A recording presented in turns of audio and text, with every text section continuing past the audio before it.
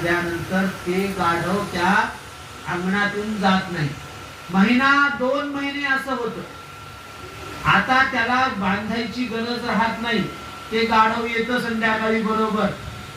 तो कुंभार, शहाणा कुंभार काय करतो, नुसतंच हात खांबाला लावतो आणि त्याच्या गळ्याभोवती फिरवतो. त्या गाढवाला वाटतं की मला आता बांधून ठेवलं.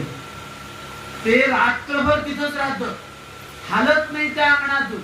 त्या अंगणातून ते दूर जात नाही. त्याला काय वाटतं, मला बांधलेलं आहे. कुंभाराने बांधलेलं असतं का? हो नाही, फक्त हात फिरवलेला असतो. त्याला वाटतं मला बांधलंय. सकाळी कोणी माणूस आला तरी ते बाजूला हटत नाही, लाथा मारतं, पण मान तिथेच, मला बांधले, मला बांधले, हालतच नाही ते. एक मनुष्य म्हणाला त्या कुंभाराला, आणि गाढव वाटेत बांधण्यास बाजूला सरकतच नाही. नाही म्हणजे त्याला बांधून ठेवलंय.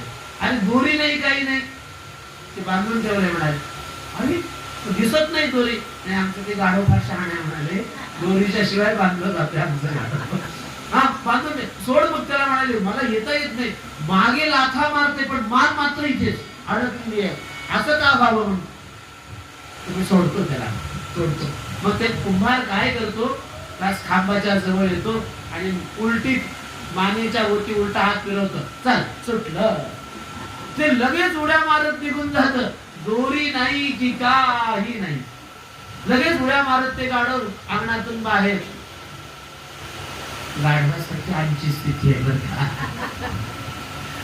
आम्हाला असुगीच बांधल्यासारखं वाटतं या शरीराला. त्या मनाने घेतलाय, ज्यास आम्ही संसारात अडकलोय, हे माझं शरीर आहे म्हणून.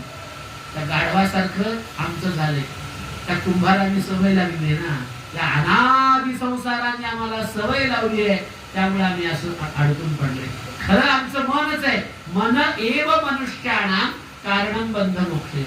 त्या मनाने ठरवलंय बांधलं म्हणून बांधलं गेलोय. त्या मनाने जर ठरवलं विमुक्त आहे तर विमुक्त होणार आहे. राजा विमुक्त होणार. तू मनाने फक्त ध्यास घे बस. आणि मग त्या रघुगण राजाला